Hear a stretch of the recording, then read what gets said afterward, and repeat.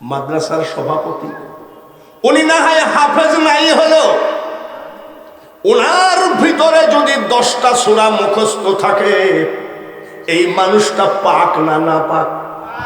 জোরে বলেন। তার কারণ কোরআনের সাথে টাচ খেয়ে রেহেল কাটে যদি পাক হয়, যাদের সিনার মধ্যে একটা সূরা প্রবেশ করেছে, এই মানুষটাও পাক, এতে কোনো সন্দেহ না। 30 পারা কোরআনে হাফেজ যদি মারা যায়, 100 বছর পরে কবর খুঁড়ে দেখবেন লাশ অমনি আছে, পচে নাই। তার কারণ কোরআনে হাফেজ যখন মারা যায়, জীব জানোয়ার পশু পাখি এমনকি পিঁপড়া পর্যন্ত মিটিং করে বসে। না খেয়ে মারা যেতে পারি, কিন্তু কোরআনে হাফেজের লাশ আমরা টাচ করব না, এর নাম হলো কোরআন। আবার এই পৃথিবীর মাটিতে এক নাম করা কাফের মারা গেছে, একটা পিঁপড়া লাগাতো দূরের কথা, এখনো মিশরের জাদুঘরে শুকনা মাছের মতন তাকায় আছে। একটা ভুল করে মশাও ওই বেঈমানের গায়ে বসে না। নাম কি? ফিরাউনের গায়েও বসে নাই, কোরআনে হাফেজের গায়েও বসে না। দুজন একই মাপের নাকি? কোরআনে হাফেজের গায়ে পিঁপড়া করে নাই, ফিরাউনকে ঘৃণা করে। আমরা সেই কোরআন পেয়েছি, সবাই বলি আলহামদুলিল্লাহ। আমার বাড়ির সামনে, সামনে না সাথে একটা আওয়ামী লীগের অফিস আছে। চেয়ার টেবিল সর্বক্ষণ থাকে, নেতা নেত্রী আসছে, বসছে, উঠছে, যাচ্ছে। দুপুর বেলায় ভাত খাওয়ার পরে চেয়ারে এসে বসছি, আওয়ামী লীগের ওই চেয়ারে। একটা ছেলেকে বলছি পান লিয়ে আইতে, ছেলেটা পান আনতে গেছে। এমন সময় 40-45 বছরের একটা লোক এসে কয়, সালাম আলাইকুম। আপনারা বলেন এই সালাম কি হবে? বাকুয়া মাদ্রাসার একটা শিশু বাচ্চাকে মাইকে তুলে দেন, সেও বলবে আসসালামু আলাইকুম ওয়া রাহমাতুল্লাহ। বলবে কি বলবে? আর কবরে যাওয়ার সময় হয়ে গেছে, সালাম দেওয়া জানে না, কয় সালাম আলাইকুম। হ্যাঁ হ্যাঁ, কি খবর? আমি কি ওয়ালাইকুম সালাম বলছি নাকি? বলে আপনি সেই বক্তা না? এই বাকুয়ার ভাইয়েরা, এই মাদ্রাসায় আমি কয়েকবার আসছি। দিনের বেলায় যদি কোনোদিন আসি, আপনারা বলবেন বাঙালি হুজুর না, এই কুষ্টিয়ার হুজুর না, এই আমাদের এখানে ওয়াজ করলো সেই হুজুর না। আরে সে বলছে আপনি সেই বক্তা না। আমি এর ভাষাই খারাপ, মাল কাটা আছে। আমি হ্যাঁ, কি হয়েছে? ডেলি কয়েক ঘন্টা বকেন। আচ্ছা, এটাকে একটা ভাষা হইল? আপনি বলতে পারেন যে ডেলি কয়েক ঘন্টা ওয়াজ করেন, আর ওই বাটপার বলছে ডেলি কয়েক ঘন্টা বকেন। আমি এ তো ভাষাই খারাপ। আমি বললাম যে 3 ঘন্টা 2.5 ঘন্টা, এমনও যুবককালে 4 ঘন্টাও চিল্লাইছি, এখন অত পারি না, তবে 3 ঘন্টার আগে আমি ছাড়ি না। তো বলছে বলেন কি? বলছি লাফাইস কে? বলে বলেন তো কোন ট্যাবলেট খান? কিসের? গলা। আমি গলার ট্যাবলেট আমি জীবনে খাইনি। গলার ট্যাবলেট খান না, তাহলে ডেলি 3 ঘন্টা চিল্লান আর গলা কাই কাই করে আওয়াজ হয়, ব্যাপারটা কি? তাহলে আমার গলা কাই কাই করে আওয়াজ এলে তোর এত হিংসা কে? ওই বাটপার বলছে হুজুর, আমি আপনার গলা নিয়ে হিংসা করি না, আমি কুমারখালী হাটে কিডনির ট্যাবলেট বেশি। একদিন চিল্লাইলে 2 দিন আর বউর সাথে কথা হয় না। মানে হাটে কিডনির ট্যাবলেট বেশি, হাটে চিল্লাইলে 2 দিন আর বউর সাথে কথা হয় না, গলা বন্ধ হয়ে যায়। তা বলছে আচ্ছা, তোমার কিডনির ট্যাবলেটের দাম কত? 1.5 টাকা। আমি নিজেই বাদ। দাম কত? 1.5 আচ্ছা ঠিক আছে, এই 1.5 টাকা দামের কৃমির ট্যাবলেট বেচতে গেলে গলা বন্ধ হয়ে যায়, আর তুমি আমার গলার সাথে তুলনা করতে চাচ্ছ 42 বছর যে আমি কোরআনের দাওয়াত দিচ্ছি এই গলা দিয়ে, এই কোরআনের দাম কত বল বল? কত আর হবে? 250 তো হবে। কত হবে? আমি আর 1 কৃমির ট্যাবলেটের দালাল। আমি খুব মজার লোক ছিলাম গো, জ্বরে আমাকে পেড়ি রেখেছে একেবারে। এই 1.5 টাকা দামের কৃমির ট্যাবলেটের দালাল আদার ব্যাপারী হয়ে জাহাজের খবর রাখা উচিত না? 250 টাকা নয়, 2,500 নয়, 2.5 লক্ষ নয়, 2.5 কোটি নয়, তাহলে আবার কত? আবার জিজ্ঞাসা করছে তাহলে কত হবে? আমি মোল্লা বললে হবে না, আমার আল্লাহ যাহা বলেছেন তাহাই হবে। কোরআনের দাম জোরে বলেন ঠিক কিনা? আল্লাহ কত বলেছেন? বিসমিল্লাহির রহমানির রহিম। উল্লাউ কানাল বাহরু মিদাদাল লিকালিমাতি রাব্বি লানাফিদাল বাহরু ক্বাবলা আন তানফাদা কালিমাতু রাব্বি ওয়ালাউ জিনা বিমিসলিহি মাদাদা। কথাটা কার? আমার আল্লাহ বলেন তাম পৃথিবীর সাগর মহাসাগরের পানি যদি তোমরা কালি বানাও, আর ওই কালি দিয়ে যদি আমার সামান্যতম কালামের দাম লেখা শুরু করো, কালি কলম কাগজ সব শেষ হয়ে যাবে, আমার কালামের দাম লিখে শেষ করতে পারবা না। আমরা সেই মুসলমান যাদেরকে আল্লাহ উপহার দিয়েছেন পবিত্র কোরআন, জোরে বলেন ঠিক কিনা? আমি বাঙালি হুজুর বলছি, আমি যদি বক্তা না হয়ে এতদিন বয়াতি হতাম। বয়াতি মানে বুঝেন তো? বয়াতি মানে কি? কবে ক্যান্সার রোগে মরে যেতাম। বয়াতিরা কি আমার মতন চিল্লাই নাকি? হ্যাঁ, বয়াতি কাকে বলি? বয়াতিরা কি কয় কি শুনে? এই 14 তারিখ আসতেছে, যুবকরা গান গাবে 14 ফেব্রুয়ারি। বলতে পারো তুমি বন্ধু, মর মর মর, তাড়াতাড়ি মর। আমি ভুলি নাই মরণকালে একবার যেন তোমার দেখা পাই। পাগলামি উঠাই দিবে, কবরে মরিয়ে দেখো, ওখানে লাগাও মরণকালে একবার যেন নবীর দেখা পায়, তাহলে তুমি খাঁটি মুসলমান। সুবহানাল্লাহ।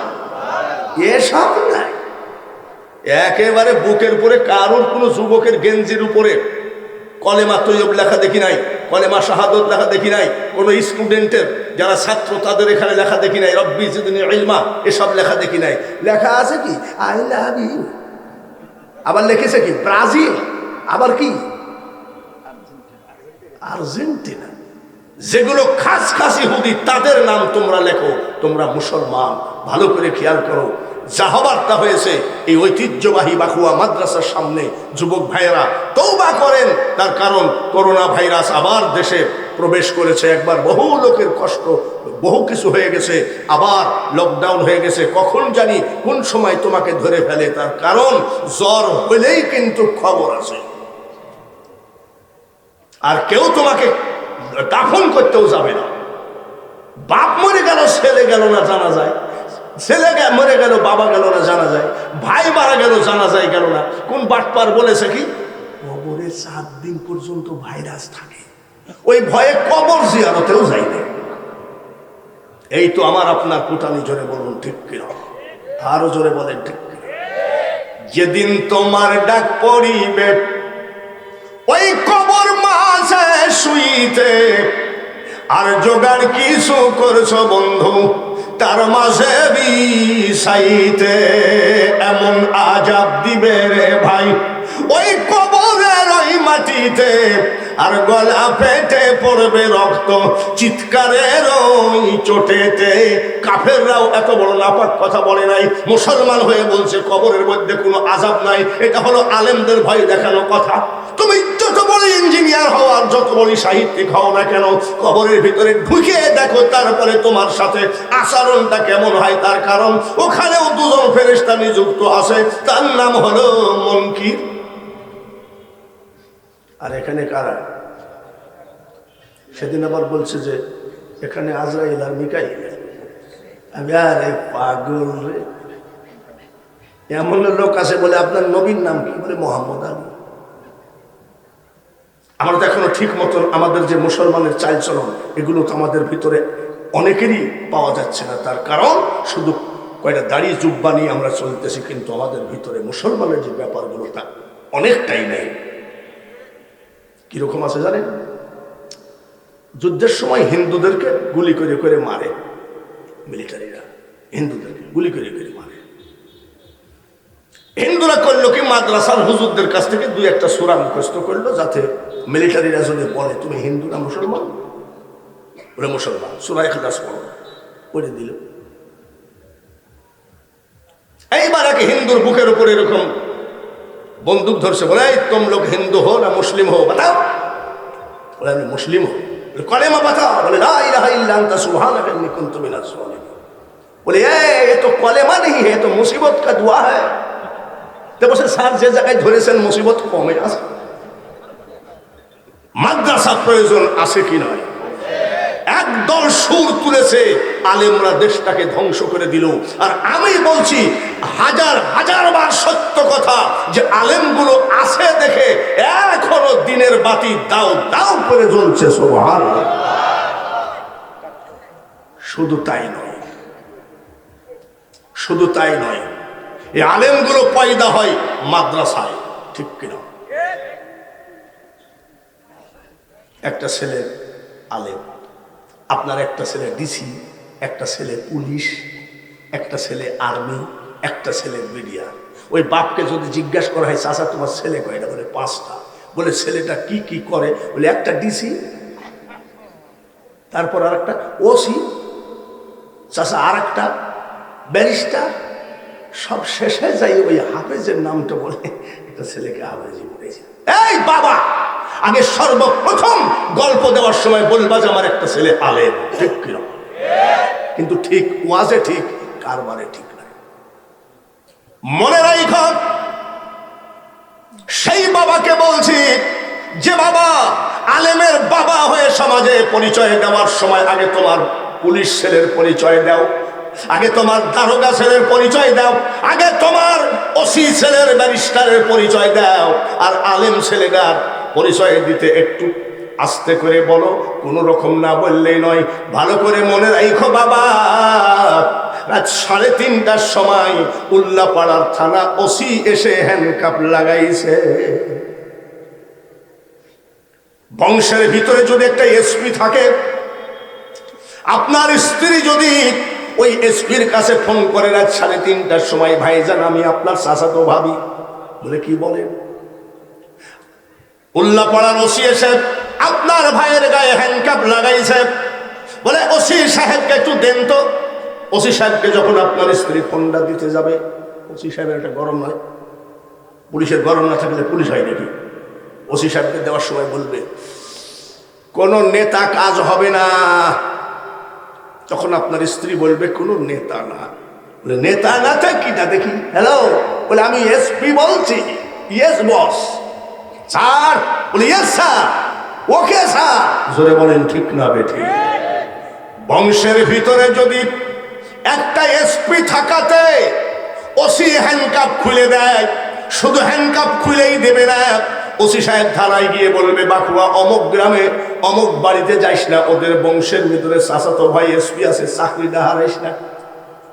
বংশের ভিতরে একটা এসপি থাকাতে যদি হ্যান্ডকাপ লাগানোর ভয় না থাকে, কিয়ামতের মাঠের হ্যান্ডকাপ যদি খুলতে হয়, এসি ডিসি ওসি ডিসি এসপির বাহাদুরি দেখাইলে হবে না, ওই সময় বাহাদুরি হবে আলেমদের। জোরে বলেন মারহাবা। এখন ধনী টাকাওয়ালাদের একটু দাপট আছে না? কি দুনিয়ায় আছে না? দুনিয়ায় টাকা আলাদের যেমন দাপট, কিয়ামতের মাঠে দাপট অন্যরকম দাপট হবে একমাত্র নামাজীদের। ঠিক কিনা? যাই হোক, আমি যে কথা বলতেছিলাম, আল্লাহ তাআলা সেই কোরআন শরীফ আমাদেরকে উপহার দিয়েছেন। এই কোরআনের ইজ্জত রক্ষার দায়িত্ব আমাদের আছে কি নাই? কোরআনের ইজ্জত রক্ষা করবে কারা? জোরে কোন কারা? হাত তোলেন তো। কোরআন শরীফের ইজ্জতের পক্ষে আপনারা আছেন তো? কোরআন শরীফের অপমান সহ্য করব এমন কোন মন মানসিকতা কি আমাদের জীবনে হবে? ইনশাআল্লাহ। আমি অসুস্থ অবস্থায় যতগুলো হাত কোরআনের পক্ষে তুলেছেন, এই হাতগুলোর জন্য দোয়া করি, এই হাত যেন সবগুলো জান্নাতবাসী হয়ে যায়। সবাই বলি আমিন। আরো চিৎকার করে বলি আমিন। বৃদ্ধ বয়স, কবে মারা যাব ঠিক নাই। বৃদ্ধ কেন, জোয়ান যে কবে চলে যাবে ঠিক নাই। এই বয়সে এটা দেখতে হলো, শুনতে হলো। কোরআন শরীফ মূর্তির পার নিচে। শুনছেন নাকি? আপনারা কি শুনছেন না? কে বা কাহারা এই কোরআন শরীফ মূর্তির পার নিচে দিল? বাংলাদেশ সরকারের মাননীয় প্রধানমন্ত্রী বঙ্গবন্ধুর কন্যা শেখ হাসিনা। অনেক বিজ্ঞ রাজনীতিবিদ, তীক্ষ্ণ রাজনীতিবিদ। হিন্দু মুসলমান মারামারি হয়ে যাবে, মন্দির জ্বালাজালি হবে। এই রাজনীতিবিদ, তার বাবা ছিলেন রাজনীতিবিদ, সুন্দর করে জিনিসটা গুছায় নিয়েছেন। ঠিক কিনা? বাংলার প্রধানমন্ত্রীকে আমরা কাঁচা মানুষ ভাবছিলাম, উনি সুন্দর করে গুছায় নিয়েছেন। কিন্তু গুছায় নিয়েছেন, আমরা দোয়া করি উনার রাজনীতির জন্যে। কিন্তু মাগো, 32 নম্বর আপনার ধানমন্ডি, 32 নম্বর আপনার বাবার বাড়ি গিয়ে দেখলাম, আপনার বাবার কাপ আছে, যে কাপে চা খাইতেন, গিলাস আছে, প্লেট আছে, টেলিফোন সেট আছে। ওই জায়গায় একটা রেহেল কাটে কোরআন শরীফ আছে। কেয়ারটেকারকে জিজ্ঞাসা করলাম, কেয়ারটেকার এই কোরআন শরীফ কিসের? বলে এই কোরআন শরীফ বঙ্গবন্ধু পড়তেন। তাই নাকি? মাঝে মধ্যে ফেসবুকে দেখা যায় বাংলার প্রধানমন্ত্রী মাননীয় শেখ হাসিনা, উনিও কোরআন শরীফ পড়ছেন, যাই না মাঝে দেখা যায় কি যায় না? যায় না। কিন্তু মাগো, আপনি বড় রাজনীতিবিদ, সুন্দর করে গুছায় নিলেন, এটা মানলাম। কিন্তু কোটি কোটি মুসলমানের বুকে যে লাথি মারা হলো, এই লাথির দাগ তো, ব্যথা তো আমাদের গেল না। তবে একটা কথা বলি, কে বা কাহারা কোরআন শরীফ মূর্তির পার নিচে দিয়েছে, এটা আমাদের ব্যাপার নয়, এটা প্রশাসনের ব্যাপার, প্রধানমন্ত্রীর ব্যাপার। উনি একদিন খুঁজে বের করবেন, তার উচিত বিচার করবেন, আমি মনে করি বা বিশ্বাস করি। কিন্তু আমি বাঙালি হুজুর বলছি, আমরা যখন ক্লাস 4-এ পড়েছি, তখন একটা কবিতা ছিল, পিপিলিকার পাখা বাড়ে মরিবার তরে। এই কবিতাটার মানে কি? পিঁপড়া কখন মরে? যখন পাখা বাড়ে। ঠিক কিনা? ওই সময় মরণ তোমার হবে।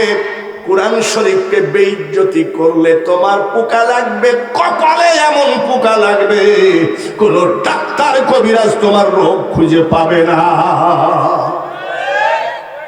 অস্ট্রেলিয়ার এক বেঈমান রাগ করে লাথি মেরে কোরআন শরীফকে কমোড বাথরুমের ভিতরে ফেলাই দিয়েছিল। 6 মাস না যেতে গায়ের সমস্ত লোম উঠে গেছে।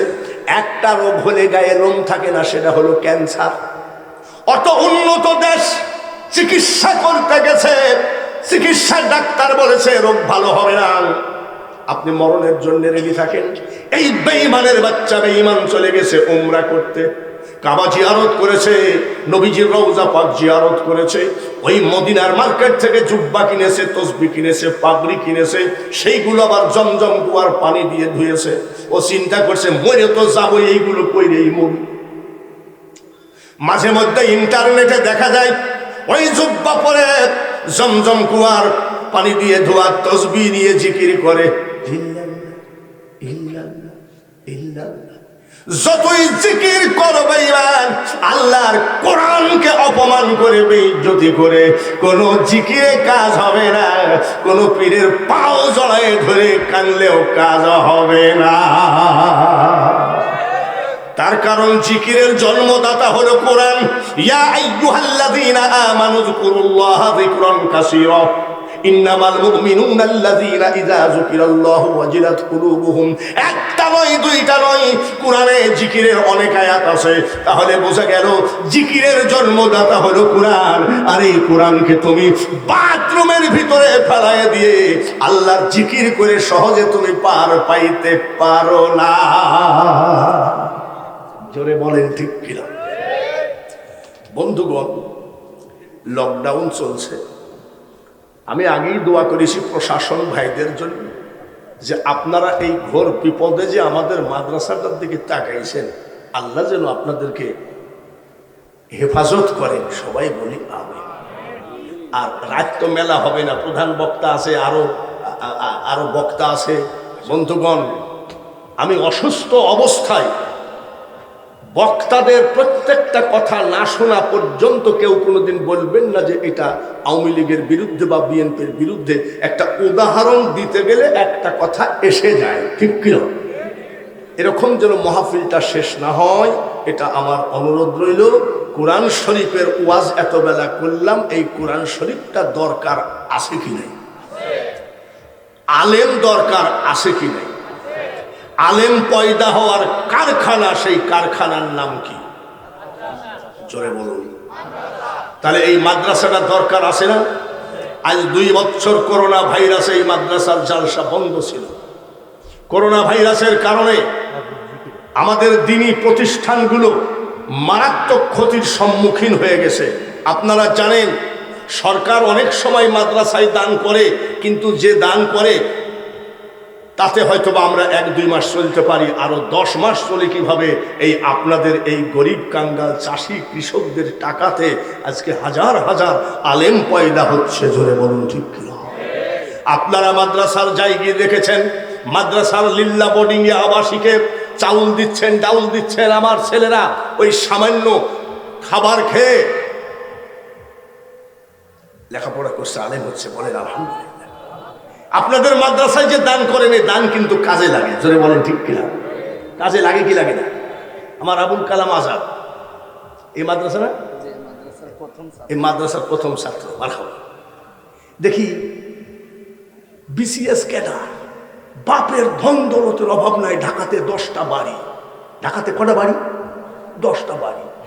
ছেলে কেবল ম্যাট্রিকের পরে কলেজে ঢুকছে, এইরকম মোটা পাওয়ারওয়ালা চশমা পরে। আমি দেখেছি ধনী ধনী লোকের ছেলেরা আবার চশমা এরকম করে, মোটা পাওয়া।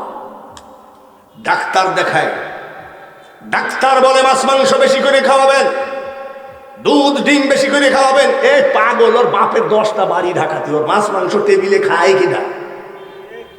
মাছ মাংস খাওয়ার পরেও এইরকম মোটা মোটা পাওয়ারওয়ালা চশমা।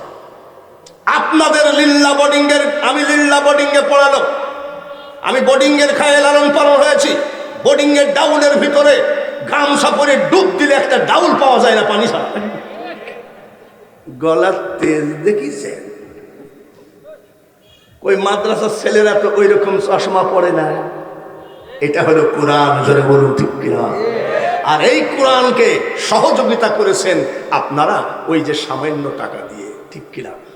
আজকে আমরা এই মাদ্রাসাটা 2 বছর এত বড় ক্ষতি হয়ে গেছে, এই ক্ষতিটুকু আজকে পুরা করার জন্যে আমি আপনাদের কাছে কিছু ভিক্ষা চাইব। এই ভিক্ষা আমার পেটের জন্য নয়, এই ভিক্ষা কোনো উস্তাদের রুজি রোজগারের জন্য নয়, এই ভিক্ষা আমার আলেমগুলো বানাইতে হবে। এই মাদ্রাসা থেকে বড় বড় আলেম পয়দা হবে, যার জন্য আমি আপনাদের কাছে ভিক্ষা চাইব। আমার ঘাড়ের চাদরটা আমি দিব। একটা মানুষ যদি বসে থাকেন তাহলে মনে করব হাত তুলেছিল কোরআনের পক্ষে, কিন্তু না পারতে তুলেছে। যাদের টাকা নাই তাদের কাছে কি আমি চাচ্ছি? পকেটে হাত দেন, কই হাত দেন না কেন? একজনকে পকেটে হাত দিতে বলছে, উনি আবার চাদর দিয়ে পকেটটা ঢেকতেছে। দেন যার যা আছে, এক বেশি টাইম না, ওয়াজ করতে হবে, শুধু কালেকশন করলে। এই দাম আমার ঘাড়ের চাদরটা বিছাই দিলাম, তোমাদের এই শোনো, এখন লোকজন আসবে দান করবে, তোমাদের এই মিডিয়া যদি ভেঙে চলে যায় আমার কিছু করার নাই। তার কারণ এটা বাকুয়া মাদ্রাসা। হ্যাঁ, 510 টাকা না, 5000, 10,000। নারায়ে তাকবীর। মাওলানা আবুল কালাম আজাদ 100 টাকা। 1000 টাকা। শাশুড় শ্বশুর মারা গেছে, মা বাপের জন্য কিছু দেয়? নারায়ে তাকবীর। শ্বশুর শাশুড়ি মারা গেছে, 1000 টাকা। এখানে টেবিল উপর রাখেন, সব দেন, যে যার যা আছে। আমার ছেলে সৌদিতে গেছে, তো সৌদিতে গেছে, একটু বেশি করে দেয়, হজ হবে। নারায়ে তাকবীর। খুব তাড়াতাড়ি বাবাজি, আজ আমার মাদ্রাসার কমিটির সভাপতি বসা আছে, সভাপতিকে দেখায় 50 কেজি চাউল। কি নাম? নাম কি? আল্লাহ তাআলা আমার এতিমদেরকে 50 কেজি চাউলের এক বস্তা চাউল দিল। কিয়ামতের মাঠে আমার নবীর পার্শ্বের জান্নাত তুমি তাকে দান কইরো। তাড়াতাড়ি আসেন বাবাজি, আমার কমিটির সভাপতি বসে আছে, তাকে একটু দেখায় দেন যে না ভয় নাই। লকডাউন না হলে, লকডাউন হলে হবে কি, আমরা মাদ্রাসার পক্ষে আসি, এটা কমিটিকে দেখাইয়ে দেন, আলেমদেরকে দেখাইয়ে দেন। আমি চাউল না চাইতেই দেখেন কত বড় দয়া যে হুজুর ইনশাল্লাহ আমি এই মাদ্রাসায় 1 বস্তা চাউল দিয়ে দিলাম। আল্লাহ একটা একটা চাউলে 70টি করে নেকি মা বাপের আমল নামায় কিয়ামত পর্যন্ত দিও। জোরে বলেন আমিন। তাড়াতাড়ি চলে আসেন, একটা মানুষও বসে থাকেন না। সুদে টাকা নিয়ে যদি জামাইকে মোটরসাইকেল দিতে পারেন, আপনার বন্ধুর কাছ থেকে 500 টাকা ধার নিয়ে হলো আজকে কোরআন বাসান। আজিজ, আব্দুল আজিজ, নারায়ে তাকবীর। আল্লাহু আকবার। বাহ, চেয়ারম্যান নির্বাচনের সময় আব্দুল আজিজ ঝিকিরা 5000 টাকা।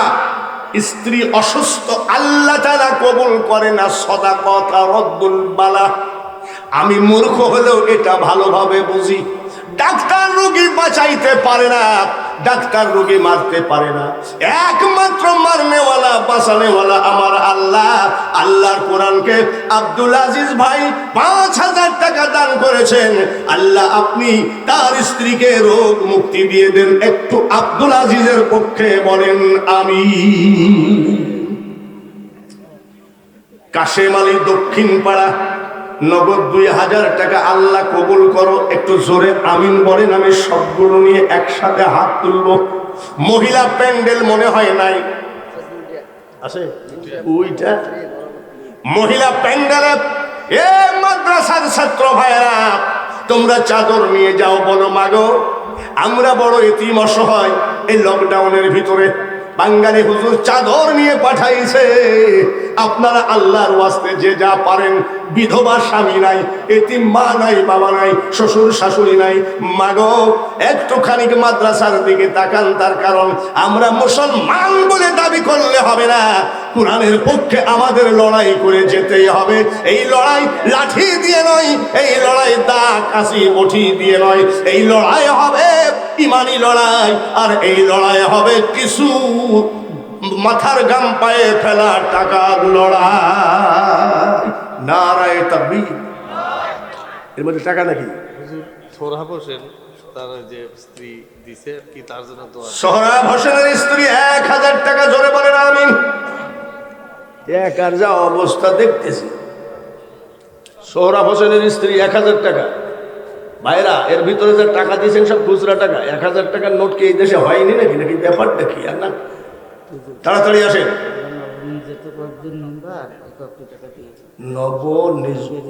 নবনির্বাচিত কয়েকজন দাঁড়ান দেখি, 1 2 3 4 5 6 7 এসব ফকিন্নি মেম্বার সবাই মিলি কত 3500। আচ্ছা যা করে কেবল এখন শপথ টপথ করি কেবল বসবো, বুঝেন না? তাও যে আল্লাহর রহমতে কোরআনের পক্ষে তাদের হাত খান আছে কিনা? এখানে আসেন আপনারা সবাই, আপনি সবাই আছেন। আপনাদের কাছে আমার একটু অনুরোধ, আমি একটু দোয়া করব, কিন্তু ভবিষ্যতে এখন তো আপনারা গদি পাইলেন কেবল, আমার মাদ্রাসাটার দিকে খেয়াল রাখেন। রাজি আছেন? রাজি আছেন? হাত তোলেন, আল্লাহুম্মা আমিন। সবাই মোনাজাত করেন, আল্লাহুম্মা আমিন। কখনো তোমারে যদি ভুলি, হৃদয়ে আলো জ্বলে মাবুদ নিয় কলে তুলি, ঠাই দিও প্রিয়তম ওগো দয়াবান, তুমি মেহেরবান, তুমি মেহেরবান। কয়েকজন নবনির্বাচিত মেম্বার এখনো তারা ঠিক মতো শপথ গ্রহণ করে চেয়ারে বসতেই পারে নাই, তারপরেও কোরআনের পক্ষে 3500 টাকা দান করেছে। আল্লাহ তুমি মেম্বারগুলোকে কবুল করে নাও রব্বুল আলামিন, ওদের ভিতরে কোরআনের মহব্বত পয়দা করে দাও।